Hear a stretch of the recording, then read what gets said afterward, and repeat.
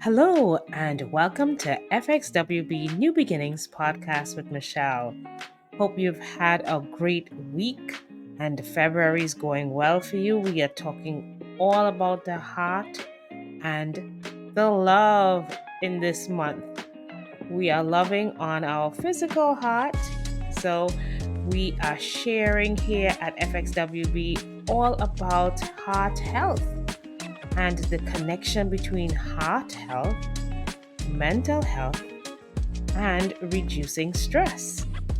That is one of the things that we can do to help our heart stay strong and prevent us from having heart problems such as hypertension or even having heart attacks or strokes. So we are here at FXWB want to share some more with you. Last Last week, we talked about some coping skills to help us with heart health and learning how we can reduce stress using different methods of helping our well being to shift from being a negative one to a positive one, more so a positive mental health. And we looked at some external factors we can use to help with heart health.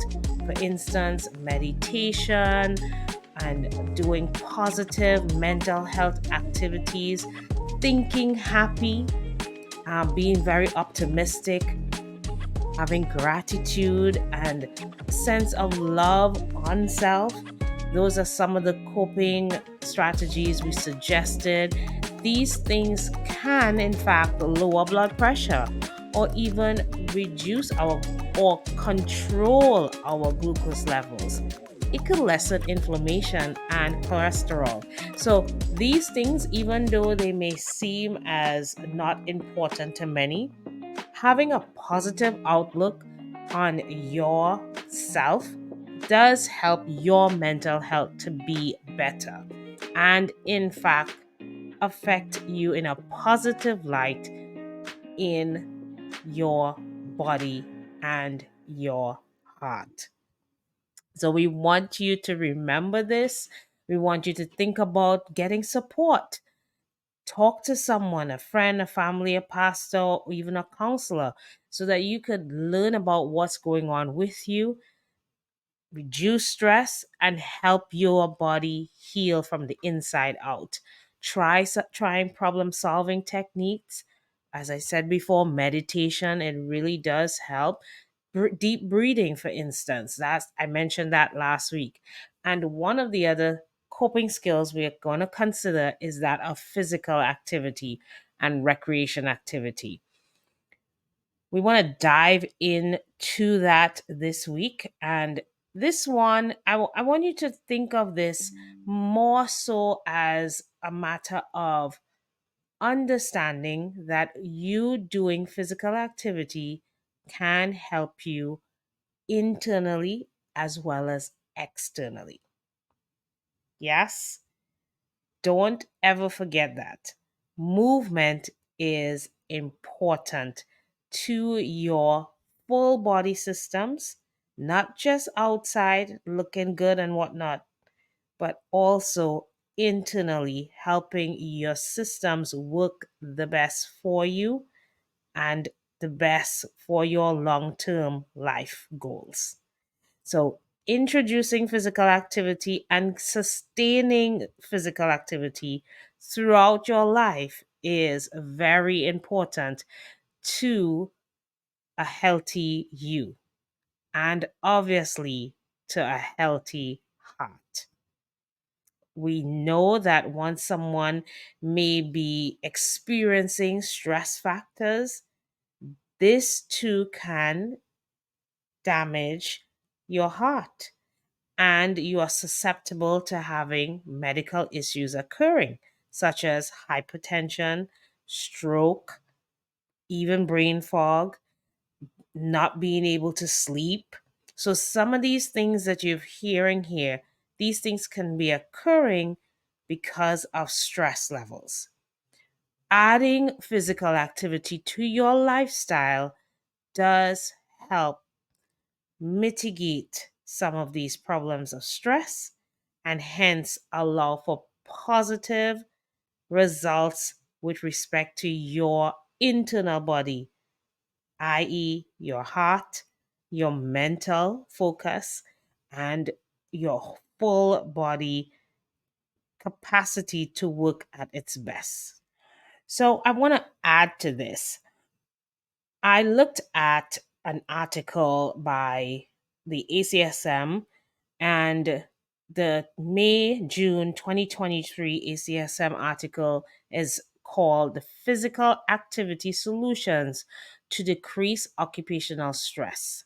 And this article broke down the concept of looking at individuals having occupational stress increased when they are not physically active.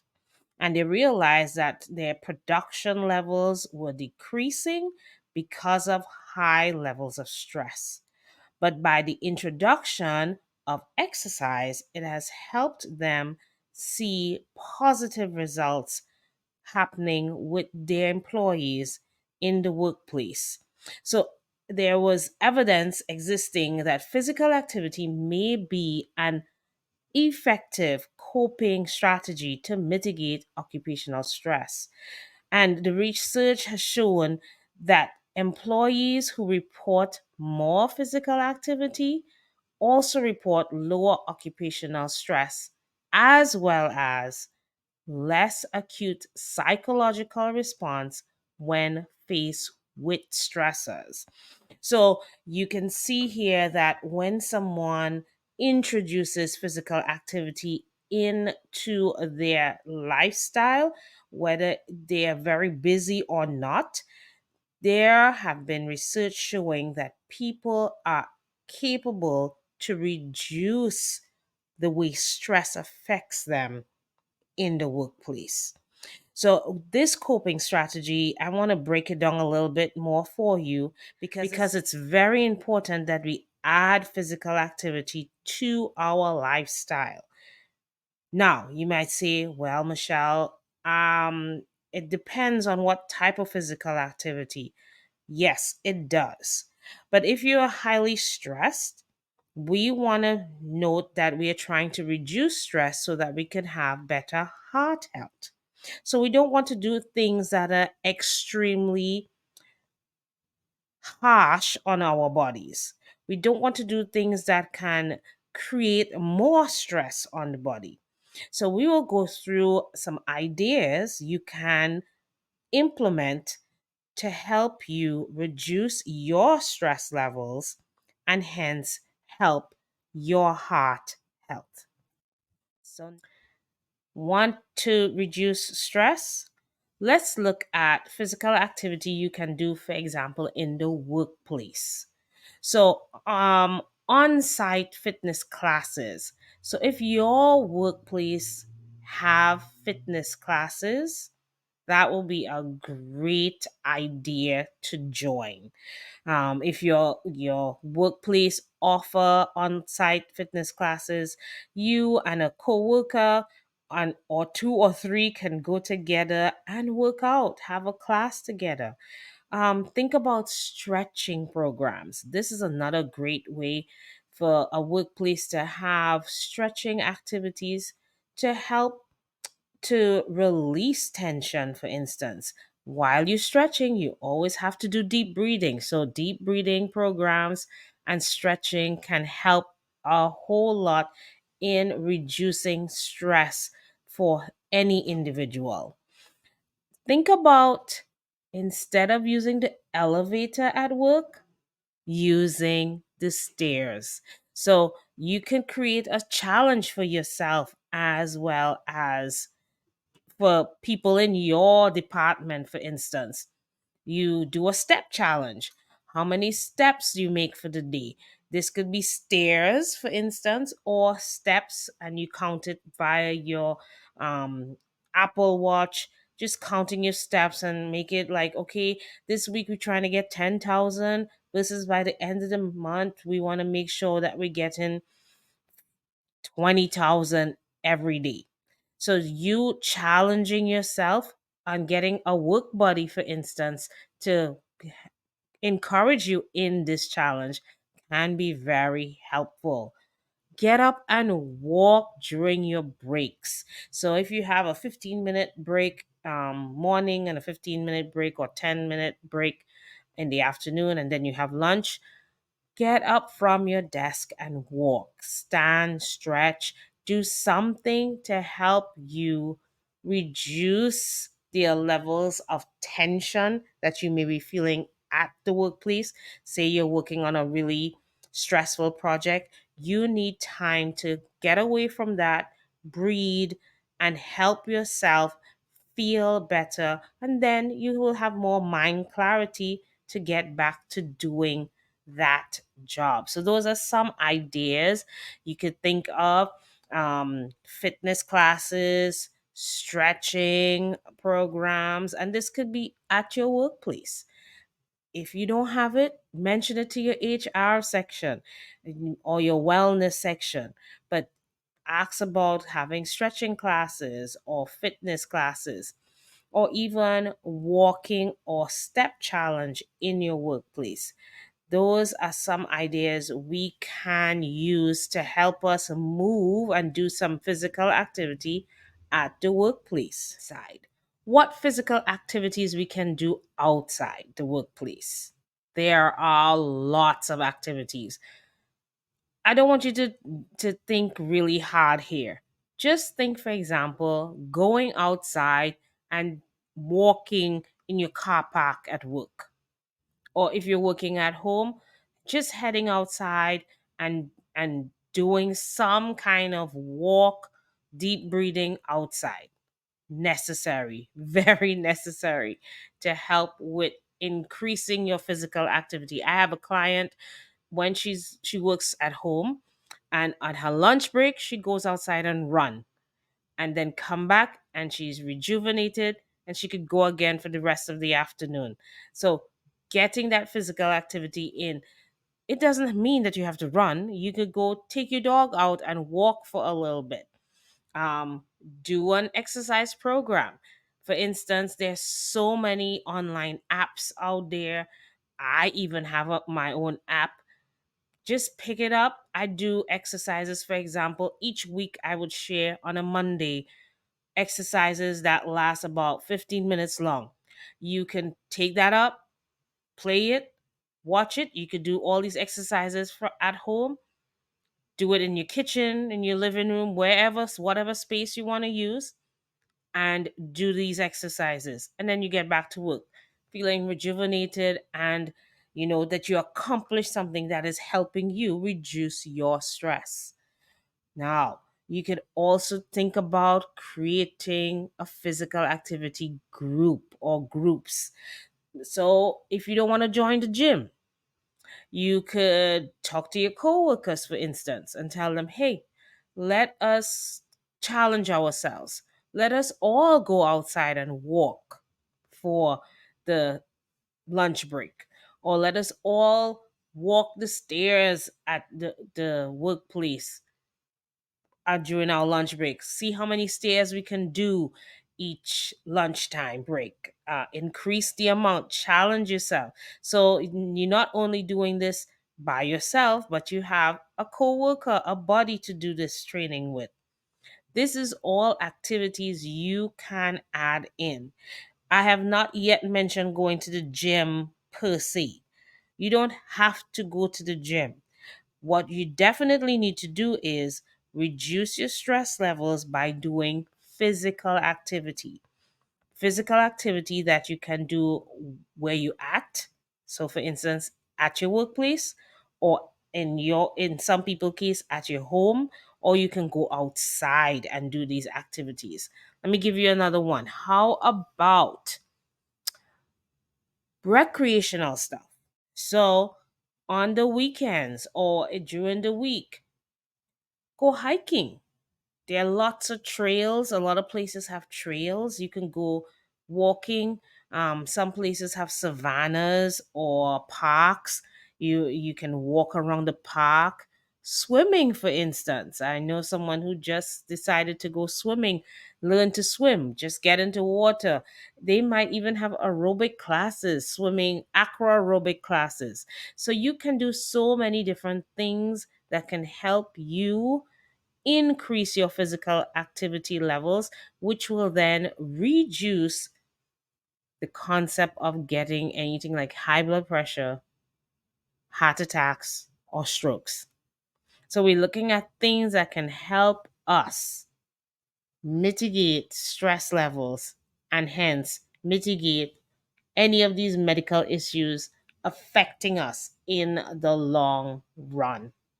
So, heart health is not just only about doing getting help from others. You have to work too. It's all intertwined with each other in terms of when you're trying to help your heart, you also are trying to help your mind, your body, and your whole soul. It's not just one thing, they're all affected. But if we do something to help one area, it also helps all the other areas because it's all connected. All right, everybody's a different individual, but what we do to help ourselves helps not just one part, so not just externally, for instance, but it also helps internally.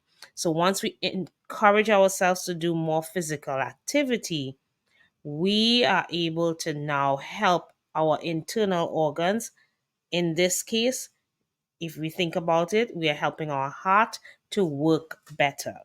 So, cardiovascular activity is a great way to strengthen your heart. So, yes, walking, hiking, swimming, running, biking, they are all great ways to strengthen your cardiovascular system and help your heart health. But you can also add, for sure, strength training, because with strength training, you have muscle endurance as well as muscle endurance of the whole body, not just the heart this time. Because now, when you start lifting, you're not only just requiring oxygen to work out, you need your nutrition to help you. So you're pulling from your carb source, which is your energy source, to be able to work out and now build muscle and even burn some fat. So, learning how to use physical activity to enhance your heart health, your mental health, is a very good thing to do. Putting physical activity as priority is important for your heart health. And I want you to remember that it doesn't have to be complicated. It doesn't have to be something that you have to spend a lot of money on. Just think about it. If you can move your legs and your arms, you have a lot right there to get started. It's not complicated. Frequency, we recommend every day. That's something I would say. You want to move every day. But if you want to be specific, I would suggest about 5 days of physical activity, making sure that you get cardiovascular exercise as well as strength training. Your strength training can be at least 3 days a week, and it does not have to be very strenuous. You can be doing about 50 to 60 or even 40 to 50% of your one rep max. And if you don't know what that means, basically whatever you're lifting should not be heavier than 60 or 50 or 40%. So for instance, if you have a 20-pound weight, you should be, if you can lift that to do squats, then that's good enough versus trying to lift a 50 or 100-pound weight. You don't need very heavy weights at this point. The main focus here is movement. Functional movement is what I would recommend. When I say functional movement, it is movement that is allowing you to be able to do everyday life things. So, say for instance, you're getting into gardening.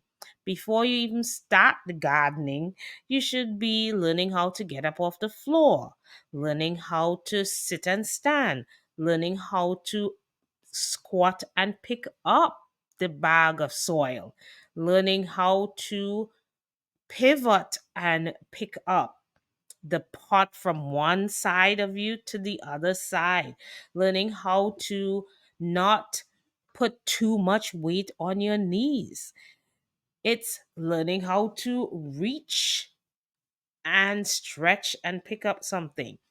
All about movement that can help you attain simple goals, simple activities that you would like to do.